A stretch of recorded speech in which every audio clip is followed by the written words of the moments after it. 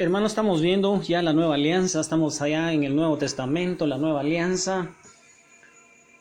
Estábamos observando a San Mateo que él quería probar con las escrituras que Jesús era el Mesías. Con San Marcos él quería probar que él era el Hijo de Dios, más que con palabras y con gestos, más con los hechos de ese poder de Jesús sobre la naturaleza, sobre la enfermedad, sobre la muerte. Y eso es lo que nos quería decir San Marcos, y nos sigue queriendo ahí, hermano, para que cuando entremos ya sepamos cuál es la línea de pensamiento de cada escritor, siempre ellos inspirados por el Espíritu Santo, con puntos de vista distintos, porque las fuentes van a ser distintas.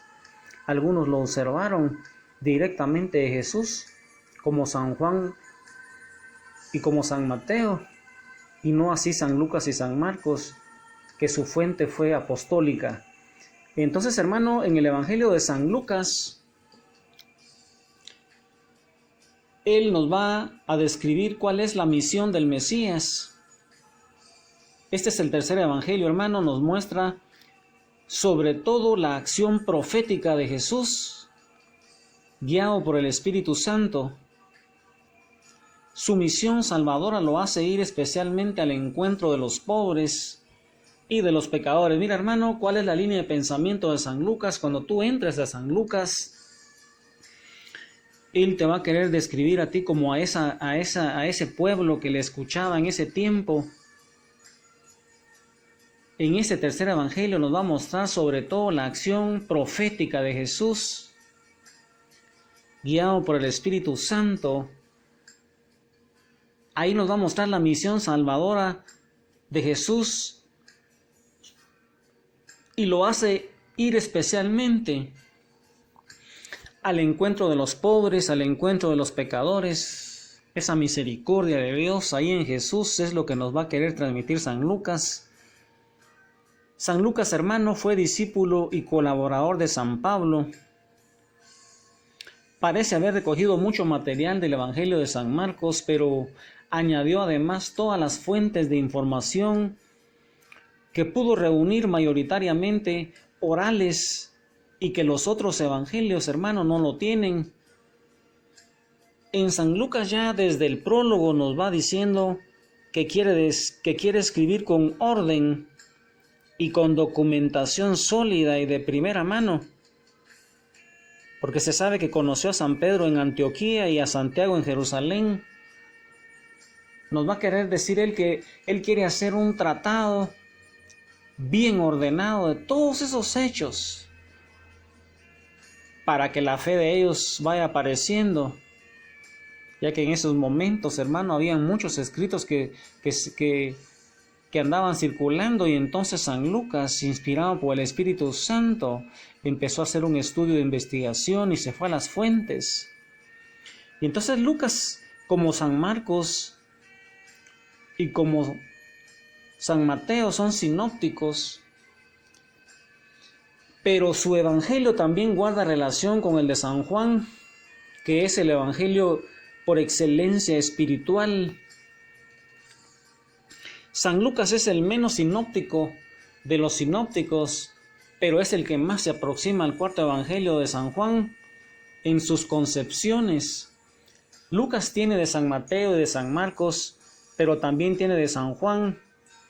Y es posible que haya podido utilizar algún escrito de Juan.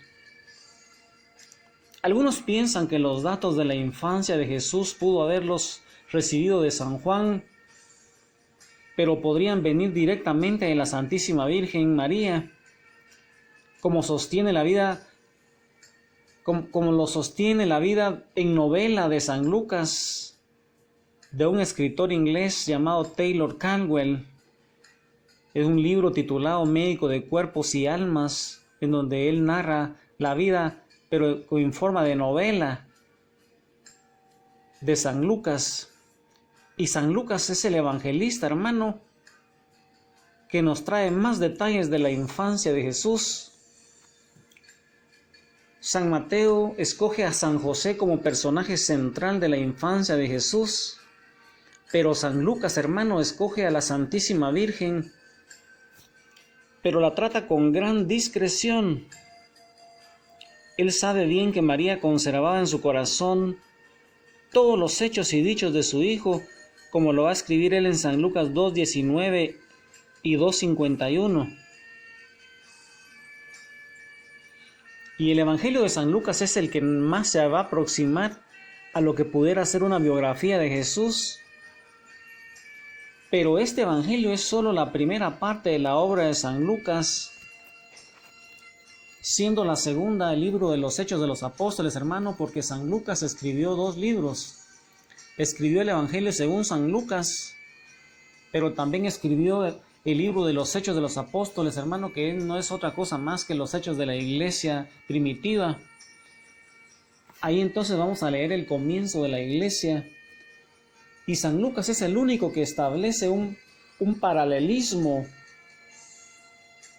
entre los hechos del Evangelio y los datos históricos del momento, como lo va a decir San Lucas 1:5 y San Lucas 2:2 y San Lucas 3:1. Y San Lucas nos va a ir diciendo esos datos históricos que van sucediendo en el momento que él está escribiendo. Y por ejemplo en San Lucas 1:5 dice así: en los días del rey Herodes, rey de Judea. O como en Lucas 2:2, donde va a decir siendo gobernador de Siria Quirino. O en San Lucas 3:1, hermano, ahí nos va a decir San Lucas: el año 10 del 5º imperio de Tiberio César. Mira, hermano, cómo él va narrando esos datos históricos, y esto es bien importante, hermano, porque nos van situando en la historicidad de ese evangelio. Y el orden del evangelio de Lucas es histórico, pero también es geográfico.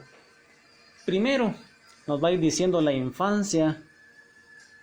Después San Lucas nos va a ir diciendo a través de su escritura cuál fue el ministerio en Galilea, luego el viaje de Galilea a Jerusalén, y por último nos va a decir que Jerusalén es el teatro de la muerte, la resurrección y ascensión de Jesús.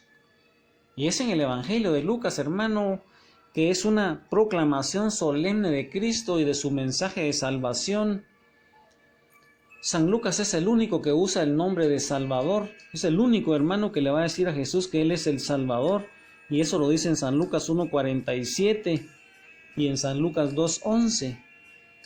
Y la salvación es obra de la misericordia de Dios. Mira, hermano, la salvación, nos va a decir San Lucas, no es un producto de lo bueno que seamos nosotros, sino que es producto de la misericordia de Dios. Y ahí, hermano, entonces, con San Lucas, meditemos ese corazón misericordioso de Dios en Jesús.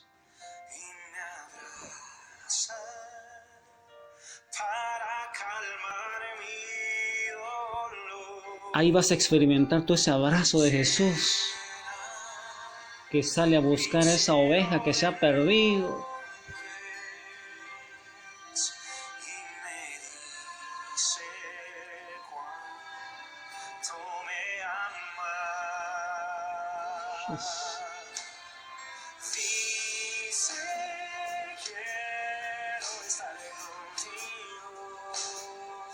Quiero ser siempre tu abrigo. Quiero ser siempre tu abrigo. Anhela luz por la mañana.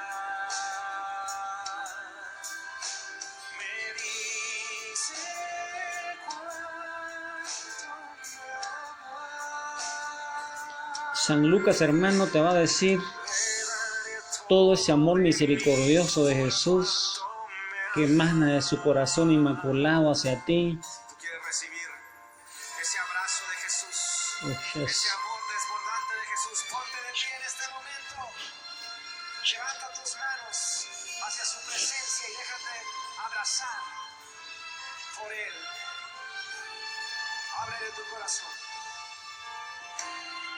Cuando me manda la lluvia,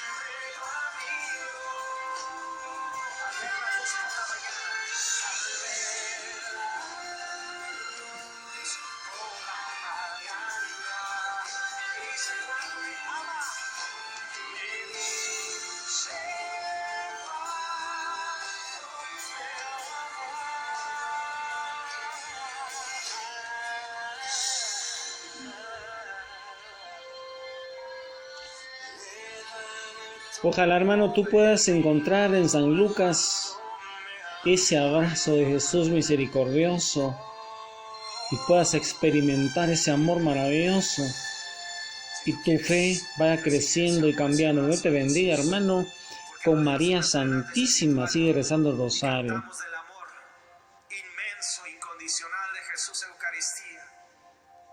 Vamos a darle una serenata espiritual, pero con toda tu fuerza. ¿Hace cuánto que no le cantas a Jesús? ¿Hace cuánto no lo haces reír? ¿Hace cuánto no permites que su corazón se deleite por verte cantarle como un padre ve bailar a su hijo? Escucha cantarle. Vamos a darle ese deleite a Jesús. Dice, quiero estar contigo. Cantamos. Dice que